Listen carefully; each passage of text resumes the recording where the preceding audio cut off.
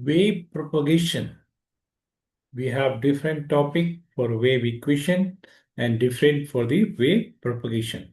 Now wave is going to propagate. It has time variant. So now we are going to see in case of good dielectric. So earlier we have situation for the lossless dielectric, lossy dielectric. Okay. So now we are going to see the situation for the good dielectric. So in case of good dielectric, so it is conductivity is what? 0. Epsilon is going to become epsilon naught. Mu is going to become mu naught. So on the basis of conductivity, permittivity, and permeability, we are going to differentiate different mediums in which wave is going to propagate. So this plane waves, that is good dielectrics, also is the free space. So in that conductivity is 0. And epsilon, what we know that epsilon is epsilon naught into epsilon r. So this epsilon r become 1 in case of free space. So we have epsilon equal to epsilon naught. Similarly, mu is mu naught into mu r. But here in case of free space, it will become the mu naught since mu are going to become 1. So finally, here if you see that earlier we have expression for alpha and beta. So if you're able to recall those expression, so we have alpha equal to omega root under mu epsilon by 2. After that again we have root here. Then we have 1 plus sigma by omega epsilon square minus 1 in case of alpha. And in case of beta, it is going to become plus 1. So here now, here conductivity sigma is 0. So finally, what will happen here? This term will become 0.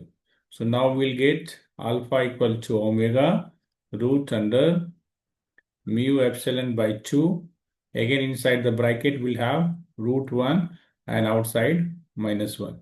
So root 1 is 1. So that's why here we'll get omega root under mu epsilon by 2 and 1 minus 1. 1 minus 1 is the 0. So finally, what will happen? This alpha becomes 0. So that's why here alpha is 0 and beta is available. So in case of beta, what we have? In place of this minus, we have plus 1. So it will become 1 plus 1, 2.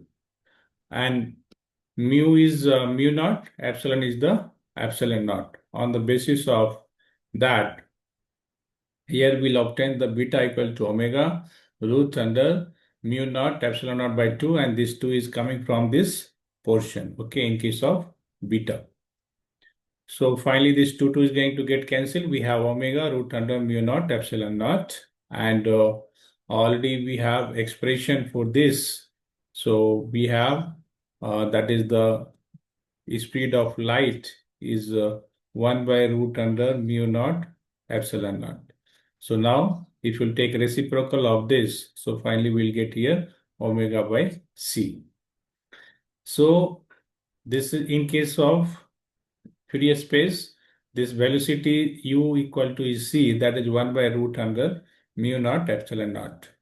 And lambda is 2 pi by beta. Already we know that beta equal to 2 pi by lambda, and the speed of light in Fourier space is 3 into 10 power 8 meter per second. So this EM waves travel in the free space at the speed of the light. And earlier also we have discussion about the refractive index. For that also separate lecture is available. What is the refractive index? How we are going to calculate. And here that refractive index is given as root under j omega mu by sigma plus j omega epsilon. So finally this refractive index we can write in terms of magnitude and phase. So that is the modulus of eta is the magnitude, and we have angle theta n is the phase. So finally it is also can be written as modulus of refractive index into the power j theta. So modulus is obtained from here, this equation number 2. So that is root under mu by epsilon. So here we are going to multiply all these terms, okay, and all this process you know about that. So finally here we have 1 in the denominator 1 plus sigma by omega. So here if you see that, you can take the common, okay, again omega. So if you see little bit here, we can try for that. Okay, so here what we have, root under j omega mu. So from the denominator, if you take the common omega epsilon, okay, or better you can take j omega epsilon. So what will get 1 plus, okay, sigma by j omega epsilon. Okay, so finally here what you'll see that this omega j will be cancelled. So finally this one you can write in the numerator mu by epsilon, and the denominator we are going to obtain root under 1 plus sigma by j omega epsilon. So for this, now we can find the root. So already, like suppose we have x plus iy. So what is the magnitude here? If you suppose we are writing a equal to the x plus iy. So this magnitude will be root under x square plus y square. On the basis of this, here in the denominator, we are going to get here 1 square plus, so this j, if you want, you can multiply numerator, denominator both in the denominator part by j. So you'll get minus sigma j by omega epsilon. So here we have sigma by omega epsilon whole square, and already we have root due to this. So it will become again 1 by 2. So that's why here you are going to see that this is the 1 by root due to the square root, and again 1 by root is this. So finally here another 1 by 2 will come. So that's why it's becoming 1 by 4 here. 1 by 1, 1 by 1 by, this is the exponent 1 by 2 is due to, we are trying to find the magnitude. And 1 is due to, already a square root is there. That's why it's becoming 1 by 4. Okay. So, and again 10 to theta n equals sigma by omega epsilon. Now if theta n equal to 0, then this refractive index is the intrinsic impedance. So of the Fourier space, which is given as eta equal to root under mu naught epsilon naught. Okay. So this, when we have condition eta is eta naught, condition is that theta n should be 0, that phase difference. Okay. So finally, we have root under mu naught by epsilon naught. So if you substitute the value, we have mu naught equal to 4 pi into 10 to power minus 7. And epsilon naught value is 10 to power 9.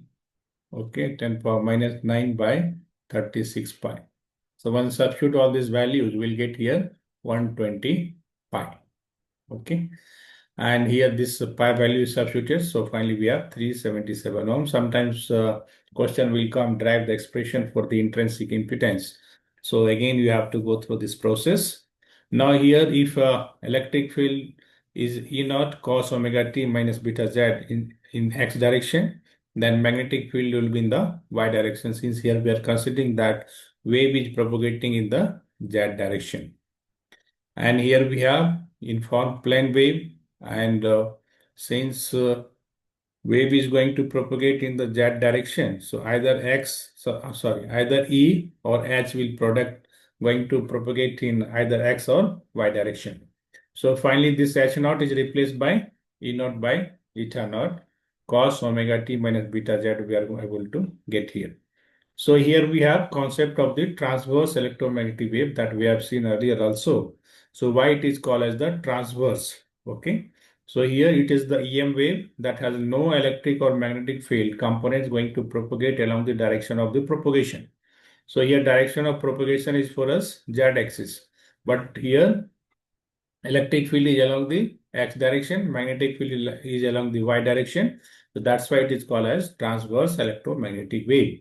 Another concept is what is the informed plane wave. So when electric field and magnetic field have same component throughout the plane, okay, in which this transverse transverse wave is going to lie in that plane everywhere at particular instant of time, it will have same magnitude, then it is called as the uniform plane wave. So this is the discussion here. Here, since sigma is going to become 0, that's why alpha is not there. Okay, alpha becomes 0. Alpha becomes 0 means wave is not going to be attenuated here. Okay, so attenuation factor is not available. Since e to the power 0 is what? 1. Okay.